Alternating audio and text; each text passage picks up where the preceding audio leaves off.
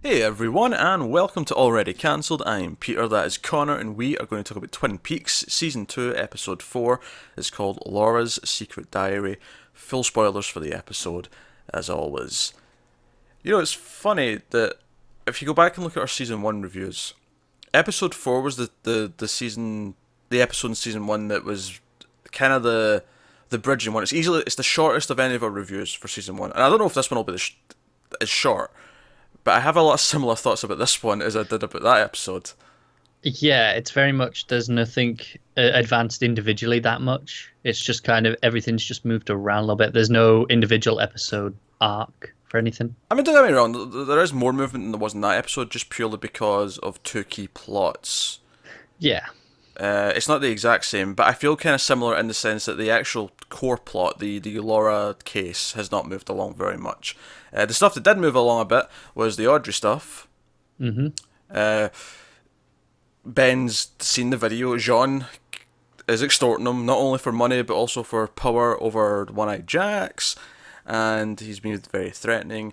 And Ben seems concerned at the time. He also demands, of course, that Cooper's the one who brings the ransom money, because we know that he wants to kill Cooper for not directly killing his brother, but indirectly doing it.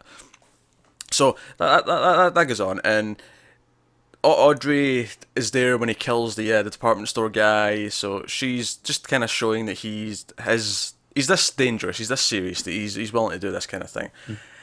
So we have that, and Ben doesn't seem that concerned about Audrey a lot of the episode, which was kind of strange. Like, you see him going around the hotel and he's kind of chatting up these swimsuit models who are just casually Basically going doing through. what he normally does. Pretty much. That's essentially what's going on. But he's doing that. But he asks Cooper for help, and Cooper agrees. He's going to keep it off the books, but he goes to the Sheriff Truman and he's like, look, I need one of the Bookhouse boys. I need to do something off book. It's best you don't know what it is, but I need help. And Truman agrees, but Truman, of course, ends up turning up to the agreed meeting place himself. He's like, I don't care, I'm going to help. And that was kind of it. But we didn't actually get to the resolution. This is the kind of weird thing, and this is kind of how episode 4 felt like last season, where it sets up all these plots, but it doesn't actually finish a lot of them. So you had Audrey. But the other thing that kind of advanced a lot as well was the triad stuff, which is kind of seeping in. With Jocelyn. Jocelyn's back. This is the first time we've seen her this season. Yeah. She's back, and she's lovey-dovey with Harry, even though Harry's trying to like ask questions. You know, it's kind of Knows suspicious. that something's not quite right. Yeah, he's not an idiot. He's aware there's something going on, and we see the triad guys like sort of like outside the window watching them in the lightning. Which I did like that. I liked the whole the second half of the episode. Everything was like there was lightning and thunder constantly. It's very atmospheric. Yeah, it gave it a mood. But he's like out there, and then he actually comes in later. She introduces him to Pete as her cousin, and name's Jonathan, and they have something going on. Like, she's due back in Hong Kong soon. Everything they're doing here is part of a plan, and she even brings up, well, Hank might be a problem, and he's like, oh, I'll take care of that. And that's how we end the episode. Actually, is Hank's at the diner. It's, after hours, he's sleeping in the back at the diner, and it's all dark, lightning. He's got his torch, his flashlight, and the Jonathan beats him up essentially. Hank tries to put on some fancy fighting moves, but gets his ass kicked. Doesn't go too well, does it? Yeah. But the interesting thing though is at the end when he gets Hank down and he sort of cuts his finger and he presses it against his and he's like, he calls him a blood brother, and if he sees him again he'll take his head off. And it makes me think that like Hank's been a pawn in whatever they're doing. Yeah. And what he's basically saying is if you cause any trouble and I have to come back, next time I'll kill you.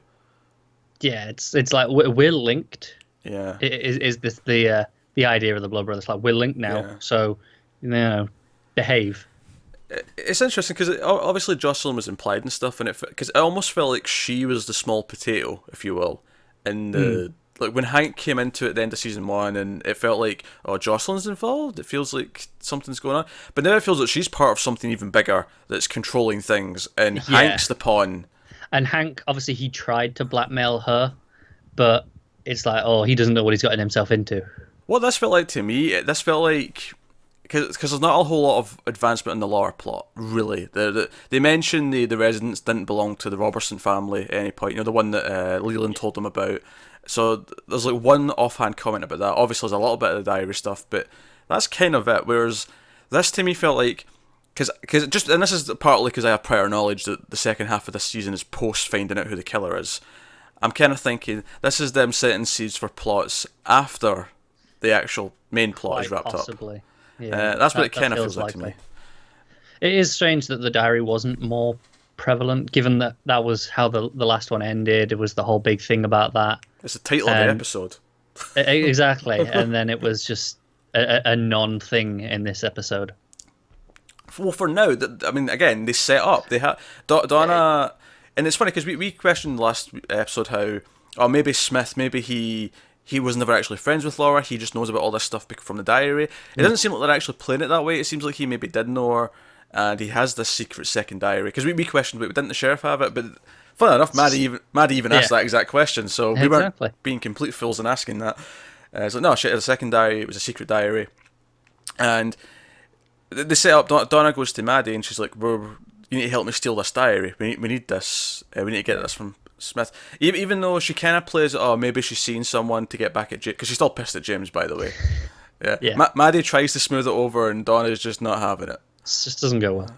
She's not going well, and she implies that maybe, and you sort of get the impression that she's kind of having a flirtatious with him, but also it could just be a ruse because she wants to try and get in so she can get that diary. Is what it seems to be implying more so at the end of that scene. But again, it sets up that we're going to have them try and get the diary, but not a lot of resolution itself. In the same way how we're talking about how this episode feels very similar to this time last season, the diary almost feels like this season's One-Eyed Jack. In the same way that we get a bit of it, it's there, but it's like we'll get to it later. Oh, maybe. It's not as pressing as we immediately thought.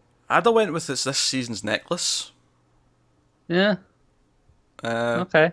Maybe it's split between the two. It's a meet in the middle kind of thing. Just thinking the way we felt about One-Eyed I Jacks get. was very much. Oh, that's got to be coming next. I don't think that'll last as long. This will last as long though, because One-Eyed Jacks lasted all season. I don't see this lasting. Yeah. I mean, I say also. I don't. Obviously, it's a longer season. I just mean I don't see this taking till episode 8 for us to get the diary. I mean, I'd say surely next episode, but then you would think. But then we've been wrong about saying that before. We have been wrong repeatedly about that before. On the same topic. Yeah, because every episode we must be going to One-Eyed Jacks next episode. We must be going to One-Eyed Jacks, and then of course we didn't. Yeah. Although the one good tidbit about the case maybe actually comes up is the boots. The boots that they found at Leo's house with the cocaine is the same boots that the one-armed man's been selling, because they sold Andy a pair. And we'll get I'm not gonna lie, my favourite plot of this episode was Andy and Lucy. It's hard not to love this stuff at this point. Because it was hilarious. The whole thing was great. She's pissed at him, and he goes to the doctor. He's like, "Do you know that sperm test? Is it like a driver exam? Can I retake it?" And obviously that's not entirely true, but you can't get false results. It is possible. It does happen. So the doctor's like, "Yeah, things can change as well. Diet, things like that. Give me another sample. I'll wait in my car." Which I thought was really weird for the doctor to say that, but it does. But it leads to the hilarious scene of Andy being like, "Oh, I need to go do something," and he runs into Lucy, and he's got one of the Flesh World magazines that he's going to the bathroom with, and she pieces together that he's getting in there to, obviously not for a test. She just thinks he's being dirty. Yeah. But it leads to her getting angry at him. Like, maybe you want the company of one of your magazines, as she's holding a pair of scissors, very threateningly. She can be rather scary, can't she? She can be, and Cooper tries to smooth it over. He thinks, I've got. But actually, my favourite moment of Cooper trying to smooth it over is when Lucy says, "Well, maybe you don't know this, but me and Andy have been dating used to see each other for a while." And he's like, "I'd gathered that much, yes." So of course Cooper had. Cooper's nailing this left and right. Cooper knew this. Thank you very much. In fact, it was the start of that scene, I believe, where we got a glimpse of some donuts on a plate. Which meant I could eat my donut. Yeah, that was a rule we decided, because Connor had donuts, and he was only allowed to eat his donut if he'd seen a donut on screen. Luckily, Twin Peaks does not fail in that regard. I feel like there's only been maybe 2 or 3 episodes out of all of them so far that haven't had donuts on screen. I think that's a stretch. I think it's like It one. might be just one or two, but either Yeah. way, it's like okay, it's a safe guarantee I'm going to get my donut. Yeah. But so the whole Lucy plot's fun, and then Dick shows up, and this might even have been the highlight of this plot actually. Now that I'm thinking about it, because Dick shows up, and he's like, and he's the same cheesy guy, but he's like, oh, I've messed up, Lucy. I'm ashamed of how I've behaved. I've done the right thing, and it's almost playing as if he's about to propose. He's like, I need to do the right thing, and he reaches into his jacket, and you can see Lucy's thinking this as well, and he pulls out an envelope with money. And honestly, at first I thought, oh, he's just paying her off. He's like, I thought it was good. Yeah, go on. I thought he was going to pay her off in the sense that this is a lump sum of money to take care of the kid. I'm out. I've washed my hands of it. That's why I thought it was going. And then he's like, yeah, I made some calls, and I believe this is adequate. And she's like, what's this? And he says 650. And I thought, and as much as the envelope was really small, you can't fit 650 grand in that envelope. I thought it was going to be thousands though before he said the number, because I thought it was him supposed to, like, and again, also really douchey. I didn't think it was like a different spin in his character. I thought it was going to be really douchey. Here's like 10 grand that, again, admittedly, you probably couldn't fit that in that envelope, but I thought that's where it was going, and maybe he'd say he'd give her more later or something. I don't know. But he says $650, and then I laughed out loud because I thought the implication there was that he gathered round his friends and made them all chip in, and this was all he had, because he said he cleaned himself out. Had a bit of a whip round. Yeah, and this was the joke, that he could only raise $650, right? And then the next line or whatever, it made it clear that it was to take care of it. I was like, oh, it's the abortion cost $650. See, at first I thought it was going to be coupons for discount coupons. Oh, for kids' clothes? Yeah. Yeah, that would be funny actually. No, either way, the end result was the same. No matter what, we were expecting him to be a douchebag. That was going to be the punchline. Yeah. Is that he's a complete dickhead with whatever he's offering. Yeah. And she quite rightly loses her shit and tells him to get out. The favourite part is when she's like, if you say one more word, I'm going to scream. Which, in a police station full of cops, it's quite threatening. Yeah. Someone's probably going to come running. Quite threatening. And he's about to say something, and she goes, and she like covers her mouth. Lucy's great. She is. This whole comic time. And she even mentions that she was inspired. And actually, yeah, that was the other thing. When she's telling Cooper why she broke up with him, why she broke up with Andy. And she's like, oh, there's just little things that really annoy me. He never washes his car. He doesn't exercise. He doesn't even own a sports jacket. Such a strange combination. Well, it's good to know that I am not suitable for Lucy. Right? She wouldn't be interested in me. Or you, for that matter. Now that I'm thinking about it. That's fair. We're not up to her standard. No, we're not. We're right there with Andy at this point. That's a low blow. It is a low blow for both of us. Don't get me wrong, I like Andy. Don't get me wrong, Well, he's lovable. It was an equal blow to both of us there. But So. he's a goof. He's a moron, and I like to think that I'm a little bit better than that. Better than that, yeah. Thank you very much. But yeah, so that was kind of the most. It was a fun episode because of that. I think because we kept having this fun plot to fall back on, and because it was teasing us with the Audrey kidnapping. It was giving us a bit more there. It was giving us a bit more with the one-armed man, giving a bit more with the diary stuff. Everything was interesting. I think it was a more interesting episode than episode 4 last season, but it still had that similar kind of thing where it still ultimately felt kind of like a filler episode, which I'm a little bit concerned we might get a few more of those this season, given the extra length. Oh, I think I think the second half is generally considered to be mostly filler. All filler. Yeah. Right, okay. Which is why we're kind of not looking forward to the second half of this season too much. But we'll obviously we'll get through it, and we know it's because Lynch leaves the show. Lynch isn't involved in the second half, from what I remember. Coming back, so it's all fine. Yeah, it's coming back, and Lynch is doing the whole third season, so exactly. So we'll power through for the greater good. That'll be exciting. But it wasn't a bad watch though. It wasn't. It was a little unfulfilling. Yeah, because I think the last like 3 have all been really fulfilling. Like we've come out of the last 3 been really in theaters, and this one was fine. It was fine, especially the last 2. Yeah. Obviously, the one thing we've not mentioned yet is Leland. Of course, they arrested him at the end of the last episode. The most obscure this episode gets actually is at the start when it opens inside like a hole in the wall, and the camera like spins round and it's really stylized. It gives you this big open.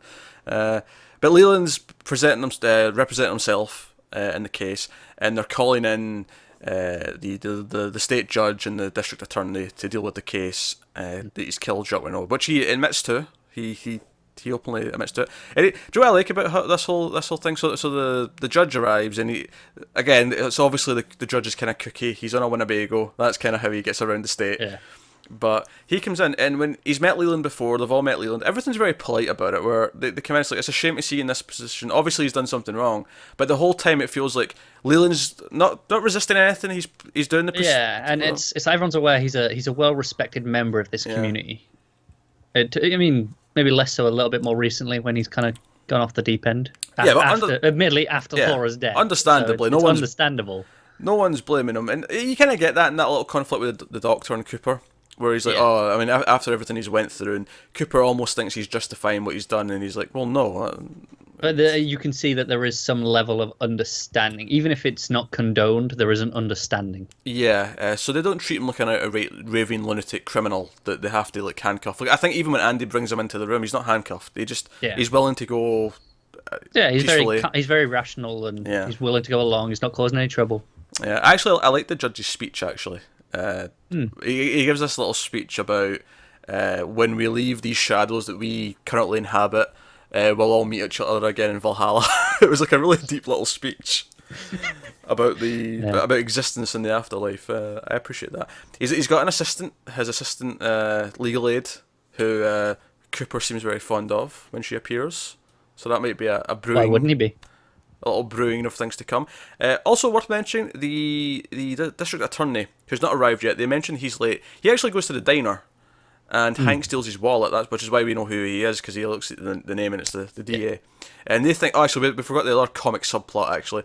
The reason why they're treating him so well at the diner is because there's rumours that this mysterious food critic, this restaurant critic, is coming to town. No one knows what he looks like, or what she looks like, and... mysterious, but they've got a rumour, there's like a worker, one of the employees at the hotel has heard about it, and she warns Norma, and they've got tablecloths, and they're trying to make it look best behaviour. Yeah, and the casual guy, the fat casual guy who's like just on his cheeseburger, is like, hey, get in the kitchen, don't be in front of the posh guests. That was fun stuff, and especially when there's this weird guy with the moustache at the hotel who turns out to be the mysterious critic. Yeah. At least so we think anyway, because he pays with cash. That is the one clue we had, is that he always pays with cash, so he can't be traced. Because reviewing restaurants is serious business. Yeah, you say that. I'm sure there's something much deeper going on with this guy. Honestly, because he's Asian and he's got this big long mustache. I'm like, he must be part of this triad. Yeah. He's like this. He's too mysterious the way he's standing there. Not being traced. That feels very shady. Like, he doesn't want to know why paying with cash. It feels shady, doesn't it? Yeah. So, no. There's clues there. It'd be amusing if he's a food critic as well. I actually think it'll just be funny if he is just a food critic. If that's just his thing. If we just have this food critic character. I think it's funny if he's both. Sure. I don't know. I think I'd have fun with that. Oh dear. But yeah, so that was the episode. Yeah. But yeah, so obviously when Jonathan, the actual triad guy who we've seen sort of spying around for the last several episodes, when he talks to Jocelyn and he's asking, and she says that Hank's a problem, he asks about the sheriff. And she brushes off, says, "Oh, he means nothing to me," and we're not sure if that's true. Yeah, I'm not actually sure I'm not sure entirely which game she's playing on who. Yeah, but yeah, that's that.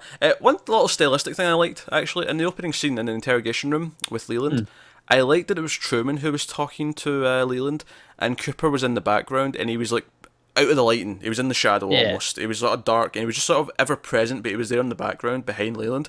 And I like that. I like that he's the obviously higher up in the ranks, as it were, in terms of law enforcement, but he's in the background. He's letting the person who knows him and can treat him with respect. He's letting, because he's there, but he's still the outsider. As much as he's friends to everyone, he's become very close to Truman and stuff. He's the outsider, so they're letting him just be in the background and watch on as Truman takes care of this. As part of the process. I like that. It was a very, very simple little visual thing that just told us that about where he is in this town as a character still, and that works. Oh, it makes sense. I think he hasn't been there that long, right? Not that much time. Not like a month, maybe tops.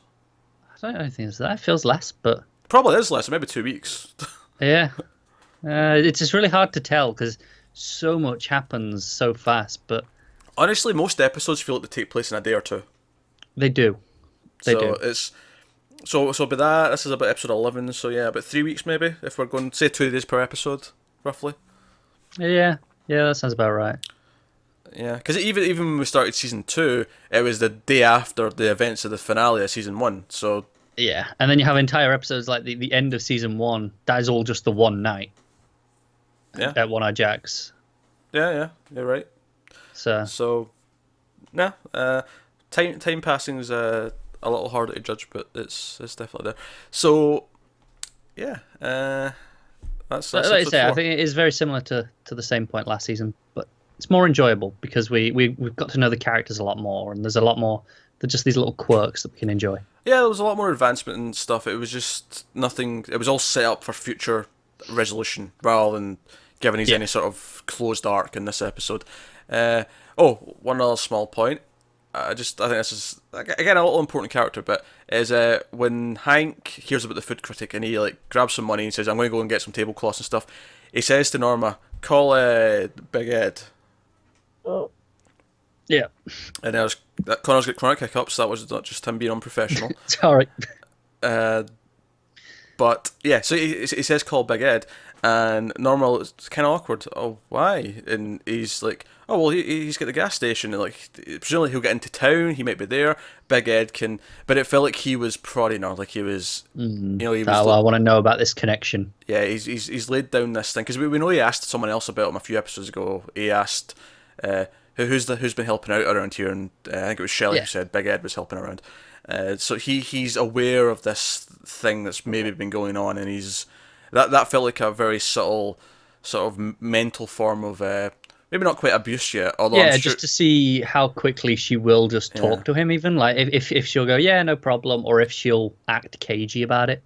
Yeah, or even just a simple I know. Like it's almost like Yeah. as much as the rest of the scene he's playing it as a very happy-go-lucky husband who try to help. That line right there is like I know. Yeah, Don't don't do it. Not just don't do this, but like Yeah. I am boss women. That kind of mentalities in his head. So there you go. But yeah, that's episode 4, Twin Peaks season 2. Let us know what you thought of this episode in the comments below. Like and subscribe and all that stuff helps us out a lot. Get us on Twitter at mild_fuzz for channel updates. Individual Twitters are on the screen for everyday ramblings. But that's us. Thanks for watching, guys, and we'll be back with the next episode in a few days' time. We'll see you then.